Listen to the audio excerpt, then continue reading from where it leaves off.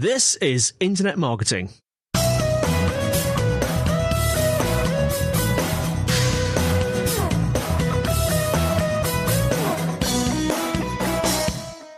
Hello and welcome to the Internet Marketing Podcast brought to you by SiteVisibility. I'm your host, Scott.colenutt, and with me today is Darren Teague, Senior Account Executive and B2C Team Leader at Spotler. And Darren's here to discuss with us the importance of collaboration within email marketing. Welcome to the podcast, Darren. Thanks, Scott. Really happy to be here today. I think, I've listened to a few of the podcast episodes over the years. I can't profess to have listened to all of them, dating back a good kind of nearly 15, 20 years. But yeah, excited to, talk about a lot of different things to do with email, but also how it sits in the ecosystem of digital marketing as a whole as well. I don't think anybody has listened to all of the episodes. I've never had anyone tell me that. I certainly haven't listened to all of them. But if you are listening, I've never asked this, but if you are listening and you've been listening for the last 20 years, you've listened to every episode or nearly every episode, let us know. You know where to find us. We'll put all the links in the show notes. Darren, Spotler, yourself, I'd like to know a little bit more. Can you just describe what you do at Spotler, your role and the services that you offer? Yeah, for sure. So Spotler, a lot of people may not have actually heard of because it is the parent company, the group company that acquired the business I worked for, which was Pure 360, which I think people in the email marketing and general marketing space in the UK will know a lot more because they started 2001 and been running for 22 years. But in the Pure 360 Spotler world, I've been here for the best part of 6 years, and across that, I focus mainly on new business, new partnerships, but also working with customers about utilizing more of the technology, adopting different strategies and different tactics to essentially help the Pure 360 and now the wider Spotler group of companies help marketers make better decisions, use more accessible technology, because I think compared to when this podcast started all those years ago, technology has changed a huge amount. And it's something that I kind of fell into as an individual. I fell into working at Pure 360 6 years ago, and I just kind of fell in love with the space. I've always been curious and wanting to ask questions as to why this happens, why that happens. So for me, it was a perfect fit of going into a space where there are so many unknowns and so many things that you still need to find out.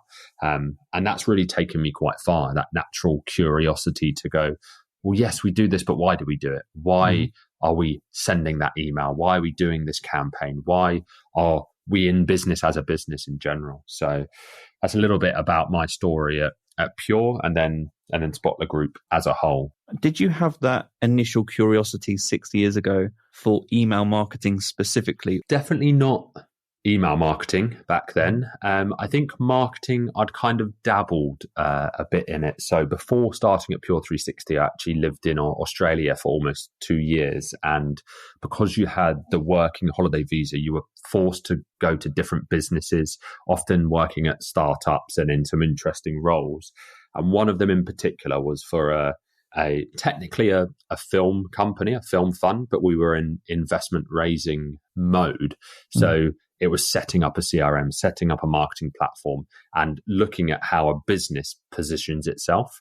So that was really interesting, and it was a really steep learning curve. But I've now developed that passion and that interest in the marketing space, rather than having been a child and going, when I grow up, I want to be an email marketer or an email specialist, because I don't think there's many people out there that have that as a dream as a young boy or girl, to be fair. And you noted a moment ago your curious nature, and you asked, why are we doing this? The why questions. For the Spotler Group, what is the why? What do you hope to do? Do you have a mission statement there? Yes. And if anyone from Spotler Group is listening to this, they might want to slap me on the wrist and go, that's not exactly what we stand for. But for me, the way that I kind of see it is ultimately it's allowing marketers to be the best marketer that they can be. So giving them the tools, the ideas, the technology, so that they can get their creativeness into the marketplace, because there's so many different software companies out there, agencies, partners, and then there's always those new channels that come out, whether it's TikTok or ChatGPT or anything that kind of comes. Sometimes it's a fad, sometimes it stays. For us, it is about, as a marketer, you're naturally quite a creative individual. You want to get creative things out there. We in the software space need to build technology that is easy to use, simple to understand, but also allows you to get great creative out into the marketplace. And I think that's one thing that's really key for us is you don't want technology forcing creative thinkers, creative doers, creative people to not be as creative as they can because the technology can't handle it. We're so advanced in some areas that shouldn't be the pinch point. And I think the why for Spotler is very much helping marketers get back to the core of marketing, which is the messaging, the conversation, the feeling, the emotion, rather than sitting in a platform, clicking buttons, getting stressed out because you need to segment certain things, all the weird and wonderful things that happens in the world of email. Sounds like you want to enable marketers to just enjoy their work and do it as efficiently and as enjoyably as possible. Exactly that. I think, yeah, work should be an enjoyable thing for everyone. That's maybe a bit of a pipe dream, and maybe that's a life mission for me. Who knows? But I think going to work and enjoying what you're doing is going to be a key thing that has probably changed a lot over the last few years as we were forced into lockdowns and reevaluating our lives and things like that. You want to get out of bed in the morning and go, I'm excited about what I'm doing for work because it's such a big part of what you do day to day. So how do you currently do that at Spotler? Let's break down to help us understand more about why collaboration is important and how you currently collaborate cross-discipline and maybe with other partners. I'd like to know how it currently works there. So maybe just start with the types of businesses that you either currently work with or that Spotler ideally wants to work with. What's the makeup of those companies? What do they look like? It's a very, very good question. So Pure 360 is a sub-brand of Spotler that's being kind of enveloped into the group. And Pure 360, we had kind of an ideal customer, which was generally a customer that had a small marketing team with big ambitions. So it was people that didn't have the manpower and needed to leverage technology to do the really exciting things.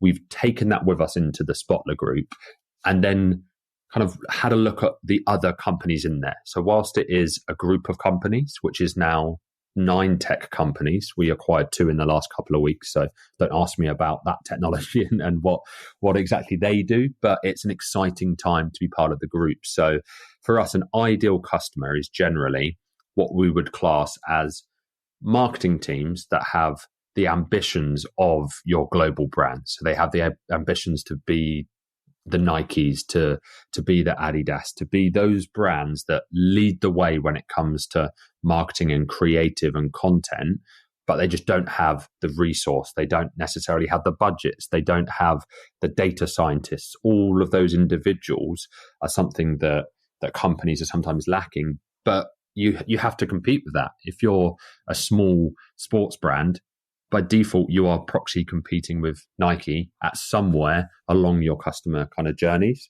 So for us, an ideal customer would be someone that is ambitious, someone that doesn't have a huge amount of resource in the team, because our systems are built for essentially ease of use and effectiveness. I've looked at our Salesforce Marketing Cloud, Adobe Clouds, and they're fantastic tools, but you can't run it with 1 or 2 or 3 people. You need specialists in certain areas.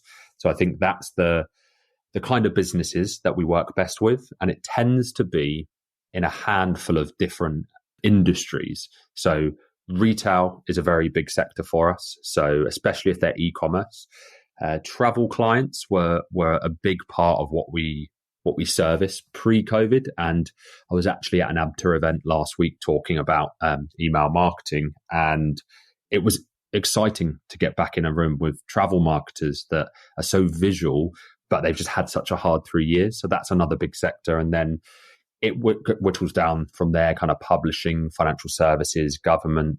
Across the group, we service about 4,500 different customers, primarily in Europe. So it does vary massively, but that's, I guess, kind of the key components that we would say these are the type of customers that utilize Spotler's services. What you've just said there about the companies that are ambitious, but are perhaps in a position where they don't have the resource to execute sophisticated marketing in the way that they'd like to, is really interesting to me, because I've probably been in that position myself as a marketer. I've definitely seen clients in that position where you have ideas, you have creativity, you kind of know what you want to do, but you don't have the resource to execute it.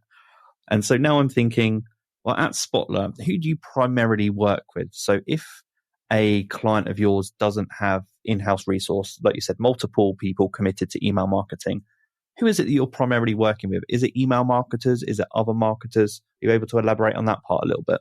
Yeah. Generally, they tend to be marketing managers, heads of marketing, e-commerce managers, heads of e-commerce. And the reason they have those more generic titles is because they're the email person, the social media person, the Google specialist, the SEO person, the copywriter, or there's a couple of people. Generally, when you get to a level where you've got 50 people in a marketing team and they've got 7 email marketers, 6 people on social, that's the level where I say your marketing clouds come into play and people start looking at, actually, I want to look at how those marketing clouds operate, because we've got the people power to put behind it. We can have 6 people dedicated to running that platform day in, day out, as opposed to it being 10% of a person's working day. So they tend to be the generalists. And that's coming from my experience of the time at Pure 360 and now Spotler UK. But some of the clients we work with in the group in some of the other business units work at very much the top end of the market. So working with your Heinekens, your Siemens, your Currys of this world that are massive companies that have large marketing teams. So it does go all the way up to that size, but it tends to be the bulk of our customers are the general marketer that wears many hats and has lots of things to do on a day-to-day, basically. That's interesting. It leads me to one of my questions that I was really curious about coming into this episode. When I'm thinking about disciplines, and I think about, I really take it back to when we're first introduced to clients in the pitching process or the discovery process. And I was thinking about what you offer, your services at Spotler. And I was wondering who it is that you pitch to. You've kind of just answered some of that. So is it fair to say that you don't necessarily pitch directly to email marketing teams or email marketers, but the people you're pitching to can be quite varied? They could be senior stakeholders, maybe mid-level manager marketers, and generalists at that. Yeah. And it really depends on, I think, the approach of the individual.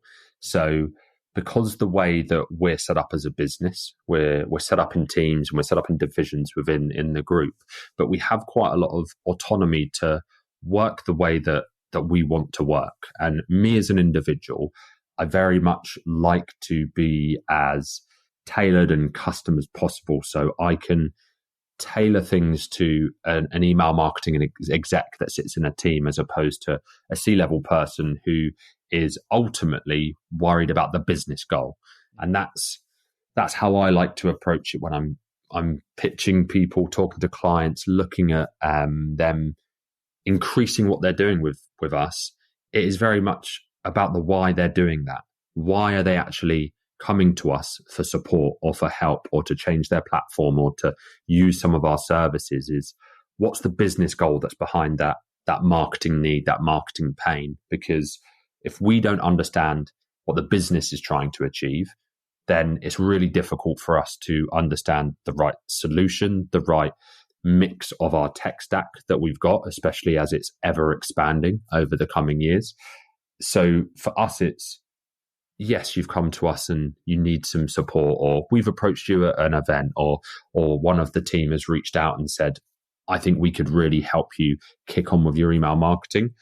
Ultimately, we tie it back to, what is it doing for the business? Is it increasing customer retention, increasing customer lifetime value?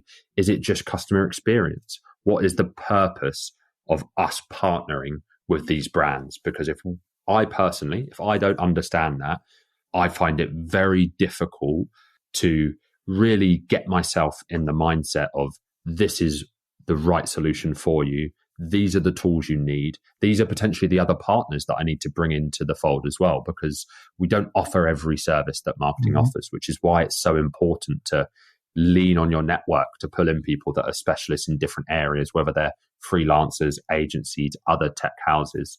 It's really important to make sure you understand the full scope of a requirement to really make sure that you can help that end client solve what they're trying to solve. I want to come back to that point about the full scope of the requirement, because that's something I want to break down a little bit as well. But before I get into that, as you're going through this process, and in particular, I was thinking because you're speaking to people that are more generalist in nature, I want to know about the email marketing myths that you look to maybe debunk at this stage, and things that come up or have come up regularly over the last 6 years. When I say email marketing myths that you look to debunk, what comes to mind? Really good question. That I think in terms of myths, there aren't too many that come up apart from the old adage that isn't email dead? I thought email marketing was dead, which I hear a lot. And to be fair, I haven't heard as much over the last couple of years. And I think that is partly to do with the future of a cookieless world with third-party cookies going, etc. So people have really valued their first-party data.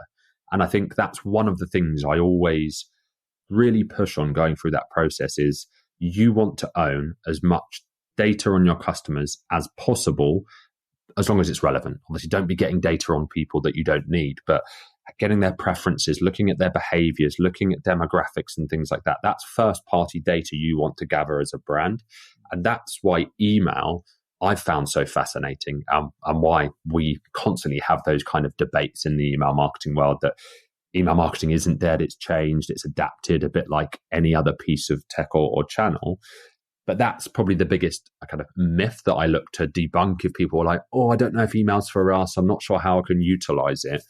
But something that's not really a myth per se is whenever I talk about email, I could sit and talk about how to increase your open rates, your click-through rates, how to optimize subject lines, all different things like that, which are kind of tips and tricks to improve your metrics on email. But ultimately, it comes down to the content that you're sending. So whether that is across email or whether that is across any other channel, if your content is interesting, if your content is relevant, and if your content has that level of intrigue, then it doesn't really matter what channel you're putting it on. And it doesn't matter how much you focus on those metrics of, oh, I want someone to open this, I want someone to click there. If the content is great, people will do that action. So I always say to people is focus on the stuff you're actually providing, focus on the substance rather than getting too het up on the metrics. The metrics will follow after that, in my opinion. So that's not a myth per se, but I think it's a bit of an area that people maybe get a bit wrong when they're approaching not just email, but all elements of marketing. We get caught up in the clicks, the opens, the likes, the impressions, and the metrics, and forget about, are we putting out good content that my ideal customer is going to enjoy, essentially? Overlooking strategy, perhaps, is a way to summarize that. Is that fair? Yes, I think that's a very good way of putting it, is overlooking your overarching approach to it. And ultimately, you're competing with some of the biggest companies in the world. If you're a retailer, you're competing with Amazon, and you don't have the budgets or the technology that Amazon has, and you probably never will, but you're still competing with them. You're still competing with me looking at your website and going and buying something on Amazon. So how can you compete with that? It's the content you're serving. It's the service you're delivering, because ultimately Amazon is fantastic at go there, find something, click it, buy it. It's there the next day or even that evening if you do it early enough in the day. You can't compete with that as a small retailer or a small business. What you can compete on is knowing your customers better, getting an understanding of who your ideal customers are, and serving them in the way that they want to be served. So we still experience clients or prospects now that challenge us on the amount of time that we invest in research or planning and those things that are fundamental to strategy. And it sounds like perhaps you experience a similar thing too in email marketing, that maybe sometimes you find yourself having to justify or at least discuss the value of those parts. Is that accurate? Yes, I think it's very accurate. And I think one thing that we always try to keep front of our mind is that you need strategy, you need tactics. You can't have one without the other. And I think there's, is it Sun Tzu talking about strategy without tactics is the slowest route to victory, and tactics without strategy is a slow death, or something of that ilk, which is basically summing up that you need both parts of that equation. Like, you could plan, you could strategize, you could have all the amazing stuff there. If you can't execute, essentially, then you're going to struggle. And vice versa. If you're great at executing the wrong things, then you're also just going to be treading water. So it is a fine balance between strategies and tactics to try and get the balance right to keep kicking on, regardless of whether you're in an upturn or a downturn, whatever is happening in the world. Focusing on those areas is going to be really key. How about the topic of speed of results? Does that come up often? So do you get clients or prospects that say, okay, I'm interested in this, but how long is it going to take for us to see results? Do you get that? Yes. I think it comes up in probably 50% of conversations. And I think it's probably come up more frequently over the last 6 to 12 months, because I think everybody is looking tighter at their budgets, their costs, and ROI. So I think that's a natural hangover of the current situation that we're in as a country and potentially the world as well. But one thing that I always say to people is, again, like return on investment or ROAS, return on ad spend, it's, again, just a metric. So it's good to track and it's good to understand it, but it shouldn't be the key thing that you aim for. If you're aiming for that, you'll lose sight, again, of what you're trying to deliver as a business. What is your why? I don't know if you've read Simon Sinek's Start With Why, but what is why are you in business? What are you trying to achieve?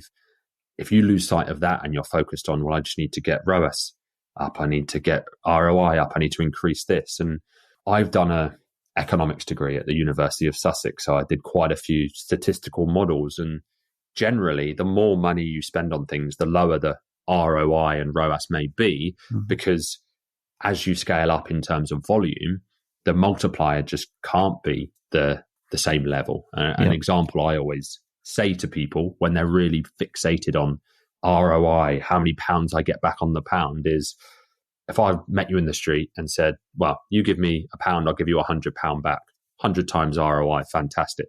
Or how about you give me £100, I give you £1,000 back. That's only 10 times ROI, but you're £801 better off. It's a very simplified approach to it, because when you're selling products and services, you've got costs, you've got salaries, etc. So it's not as black and white as that, but it gets people thinking about, why am I just blindly following this ROI metric that gets banded around, which in the email space is great. It's usually 38 to 1 or 40 to 1 on the pound.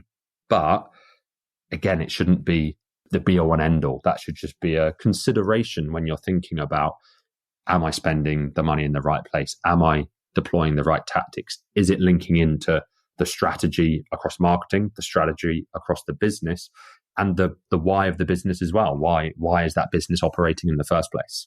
There's parallels there. It's actually come up in our company quite recently.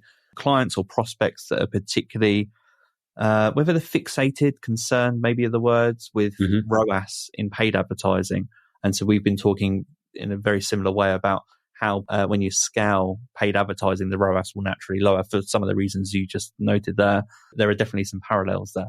I want to take it back to just something you mentioned a moment ago when you were talking about scope of work, because this is really interesting to me. This is the starting point for working with prospects or clients to make sure that you set off on the right foot.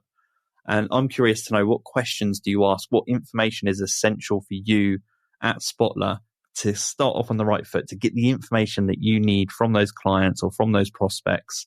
Very good question again. I think for me personally, I like to look at things holistically.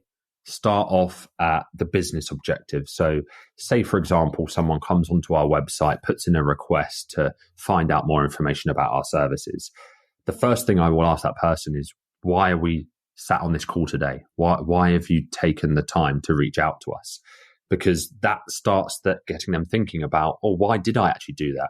I know that it's probably to look at a new email platform or marketing automation tool, but why? What are you trying to solve behind that? And again, maybe it's because I'm a super curious person, but I'm always asking why in my job, outside of work, in any situation. I want to understand the why of it and why people think like that. Why are people saying these things and asking those questions? So understanding what the business need they're trying to solve is really, really important, because if they come with something like, oh, one of my friends says that they use you guys and I should probably check you out, that doesn't really give any of us a basis to move forward in a partnership. If, for example, they know what they want and they've come and said, well, we're really struggling with the churn of our customers and we need a cost-effective way to increase our customer lifetime value and potentially provide the best possible service, that's something that we can work with. We can start to understand, okay, they've had a real think about this. Let me dig into that a little bit deeper and go, right, okay, so churn is a problem in the business, right? Why is churn a problem? And then they'll start thinking, oh, I don't know why churn's a problem. We're losing customers. It makes sense, but what should churn be? It's unrealistic for any business to keep every single customer indefinitely. You'll accidentally sell or serve the right people. Some people, as they grow older or change demographics, they move in and out of your ideal customer profile. So we work back from that and go, right, that's the business goals. What marketing goals can we align to that? Also, how we can include that to email specific, but also other areas, because if it's not aligned to a business goal and it's not aligned to something the business is trying to achieve, then the project that we're undertaking will either fall down because there's lack of interest in the business or there's lack of effectiveness. What we've implemented and spent time and money on hasn't worked because it isn't linked back to one of those key targets and key goals that the business is trying to achieve. So I think the information that I find essential is how is what you're looking to do with Spotler and our services in email marketing impacting the wider business objectives, whether that's revenue, customer churn, lifetime value, or whatever potential issue they're coming to us with. So we have, I guess, a similar challenge and a similar approach when we're meeting prospects for the first time. And one of the things that we try to do, even if, say, a prospect comes to us and they're inquiring about our analytics services, sometimes we'll seek information outside of just what they're doing in analytics to inform that work. So I'm curious to know, even though some prospects might come to you for email marketing services, do you ask questions that are related to other marketing disciplines to help inform, I guess, your initial ideas for email marketing strategy for those clients? Yeah, 100%. I think in the way of questioning to what the business is trying to achieve, naturally, email marketing can't solve all of those problems. Yeah. So we get quite a lot of, from the Pure 360 side, again, I'm bouncing between Spotler and Pure 360, but from the Pure 360 side, because we've been running since 2001 and a very good name in the industry, it's often that we get a lot of people that worked for different businesses over the years come back to us when they've set up a business or when they're working at a smaller company, and they want to work with us because of the experience they've had. And they're like, I want to work with you guys, but we're trying to focus on customer acquisition, for example. Now, email in the B2C space specifically for customer acquisition is not the right channel because you can't buy B2C data anymore, which is a good thing. Yeah. And you can't use it as an acquisition strategy by itself. So in that situation, I kind of say to them, well, what are you trying to achieve? Well, we need to get more people to the website because we've just launched a Shopify store and we're not quite sure how we go about it. So I'll ask the questions to still try to understand a bit about what they're trying to achieve and then leverage the partner network that we've got. For example, you guys, obviously based in Brighton, much like myself and Pure, if they need services that you guys offer, I can put them in touch with you and say, look, these guys will be able to support you, knowing full well that I know you guys can deliver on it. And I know that when the time is right and they do want to utilize email, maybe once they've grown a bit of traffic, they've got people coming to their site and they want to help building a subscriber list and start utilizing email as a re-engagement, a conversion, and a reactivation tactic, they're much more likely to come back and speak to us because we've had that consultative approach to it rather than just, oh no, email's not for you. See you later, put the phone down, and off they go into the ether. It's very much, if we can support, again, I guess it leads back to the why question. If I can support someone in marketing or someone who needs marketing help deliver better marketing, they're going to do better in their role. They're going to be more successful. And they kind of remember that. It's that kind of karma that potentially comes back around. And I'm not necessarily a super spiritual person or getting into that today, but I do believe that you can pay things forward. You can offer people the different options and solutions through partners, freelance networks, other agencies, other tech platforms. And if they're not a good fit for us, even potentially sometimes our competitors. So pushing someone to a competitor saying, we're not the best fit for you for what you want to achieve. You should go and speak to so-and-so at so-and-so competitor. If that client has other marketing departments, for example, they have a social media person or they have a SEO person, would you actively try to bring them into those conversations? Is there anything that you can learn from those people and those disciplines to apply to email marketing at that initial stage of strategy creation? I think so, because you've got to think of the customer life cycle in the eyes of the customer, not the marketeer. So in that situation you've got, say, an email marketing team and a social team. Now, as a customer myself of Coca-Cola, I don't see Coca-Cola on my emails and go, the Coca-Cola email team are sending me this, and then see it on TV and go, the Coca-Cola kind of TV team is it. I just see it as Coca-Cola. So I expect the experience to be very similar across the board. And I think when you have channels that are in silos, which is very common across all sizes of businesses, you're really leaving a lot on the table in terms of the type of performance you can get, the type of experience you can deliver your customers. And again, when I talk about potentially bringing other people from different departments that might not be relevant to the services we offer, I talk about the effect of compounding. So, for example, let's just take 5 channels. If you were working in silos on 5 channels and you were to increase results by 10% in each of those channels, then it's great. You're 10% better across marketing. That's fantastic. But if they were all working together and helping to optimize one another's by going, actually, I know that if I optimize my PPC campaigns to go through to somewhere where I can serve something relevant on the site that increases my chance of them signing up to email, which means the people on my email list are going to be more relevant, just as an example, then just taking those 10% increases, so say it's 1.1 times 1.1 times 1.1, so compounding them together, you've got a 60% increase. And I think sometimes people forget the power of collaboration within their business, not just externally with us and potentially services and agencies like yourself or other partners we work with. Is internally you need to think about, how does the customer experience the brand? How do you get that experience all together? Because then you're working smarter rather than harder, because something you do in email can be replicated and reused on your socials, and the insights that you get from your email marketing campaigns as to which content was clicked on the most or which one drove the most engagement, you can carry that through to your split tests on your display network. All of those learnings are a business learning, not I've learned something about my PPC, or I've learned something about what I've tested on TikTok, for example. Ultimately, you've learned which piece of content was better at that point in time to a certain subset of your audience. And you can share that across those different sub-departments, or in some cases, it is just one person, which is why smaller businesses sometimes deliver better marketing campaigns, because they are taking a more holistic approach, because they haven't got the bureaucracy and red tape that comes with a big organization that have lots of different teams and they're quite slow moving.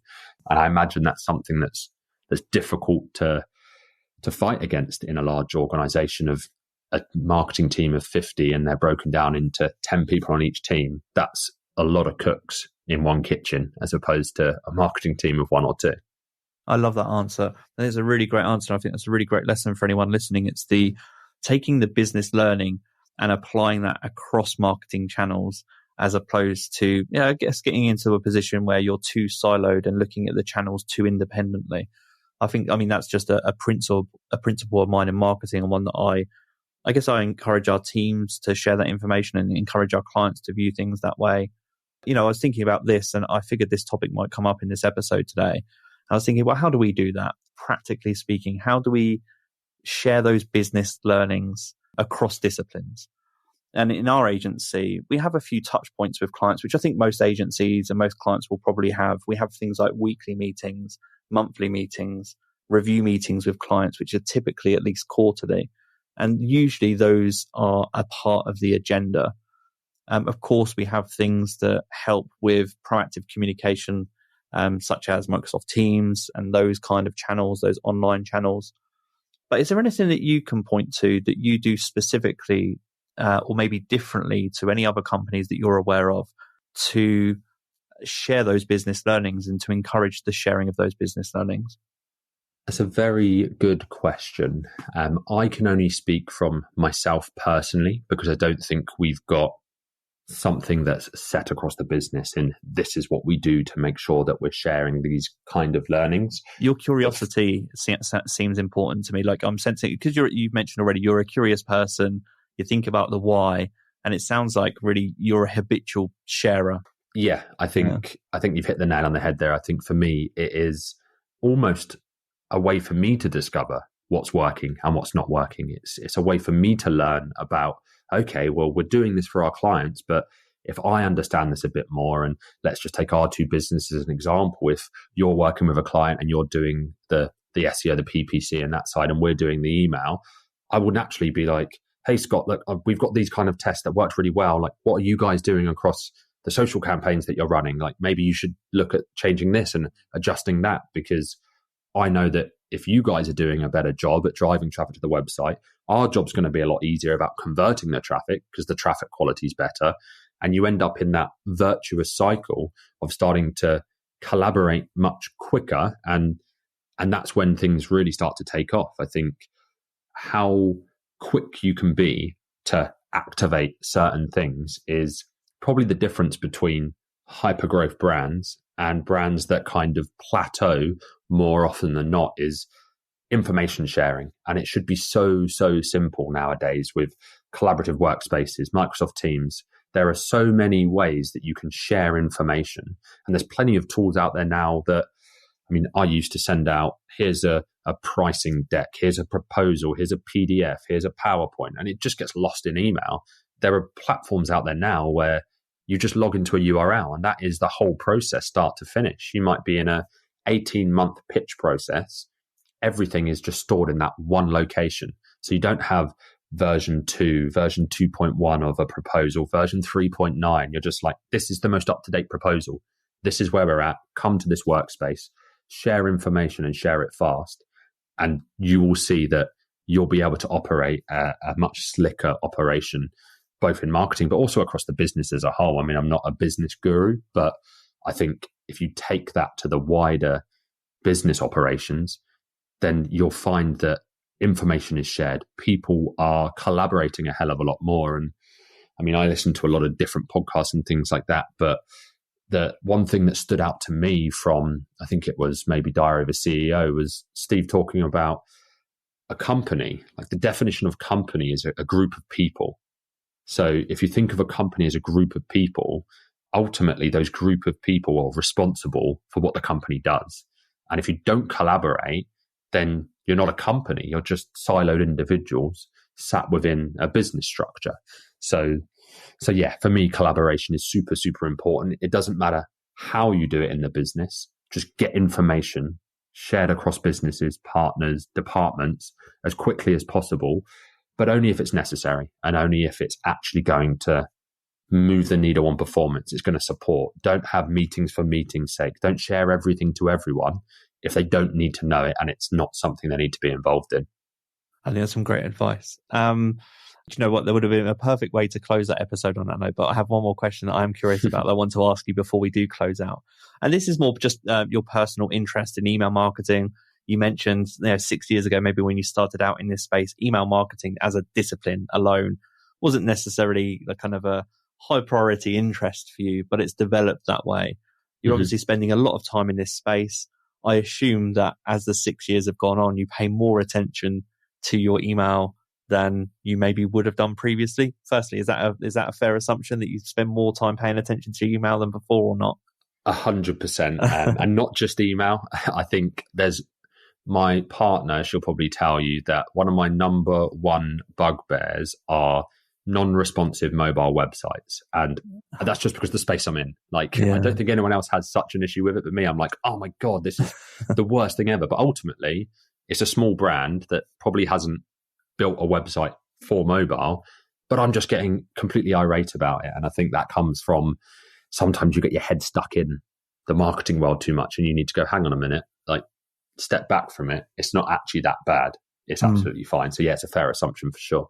And then on that note, in closing, talk me through some of the brands that you think do email marketing really well. Who do you engage with most? Whose emails can't you wait to kind of see and open? Ooh, that's a tough one. My interests lie a lot in sport and a lot in travel and culture and things like that. So I mentioned I was at an ABTA event last week, and there was a talk from Ronan Gay, who heads up the marketing team at Black Tomato, and what they went through, the way that they go through things is great because they are content focused. And again, I'm kind of sounding a bit like a broken record here, but they focus on the content and not so much on the channel it's delivered on. And Ronan's an avid fan of email. He's like, email is one of his favorite channels because you're having that one-to-one conversation. So the stuff that they put out, it's engaging, it's inspiring, the ideas that are behind it, and it creates that experience in your mind where you're visually kind of going, wow, this is somewhere I want to go, somewhere I want to be. So that's one that I like for the visual, the creative side of things. From an email strategy tactics side of things, you can't see me, I'm not on camera, but I've got about 25, maybe 30 plants in the room that I'm sat in at the moment at home. I got a lot of them from a company called Patch Plants. Now, what they do fantastically is a welcome series that I think is one email a day for 10 days, which some people are like, oh my God, that's too much. But it's not too much because the content they have, it's like a learning journey. They've identified me as in that first buying process or sign up process that I'm a beginner when it comes to plants. I love them. I struggle to keep them alive.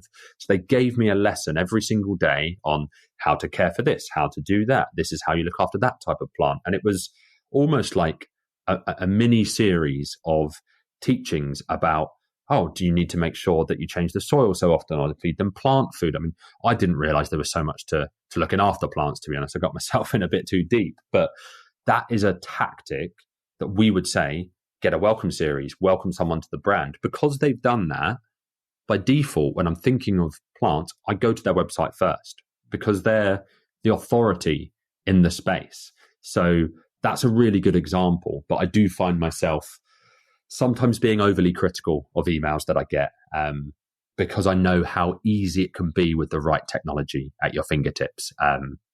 But I mean, there's thousands and thousands of tech vendors out there. I can't say that every email marketing platform is the same. It's just my experience, which has solely been Pure 360 and now the Spotler group. So when it's so simple, it does get me a bit frustrated that people aren't doing the easy things well, essentially. And as you've provided those examples, I'm looking ahead of me behind my audio interface, my laptop here. There are two very sad looking plants. And so I know exactly where I'm going to go when we finish this episode today. So thanks for that recommendation. Darren, It's been a pleasure talking to you. If people want to learn more about the topics we've been discussing today, want to learn more about Spotler, want to connect with you, where can they find you? My LinkedIn will just be Darren Teague. You'll probably see it in Brighton. I think that's the best way to connect with me personally. Email address and other details will be on the page that this has been posted on. And I think that's the best way to connect with me kind of professionally about the services we offer and to discuss anything that we've been through today. But yeah, again, I'm a curious person. So if anybody has questions about anything, wants to ask anything, reach out to me. I'm all ears. And yeah, I do talk a lot as well. So I'll stop it there. Pleasure speaking to you today, Darren. This has been the Internet Marketing Podcast. Take care.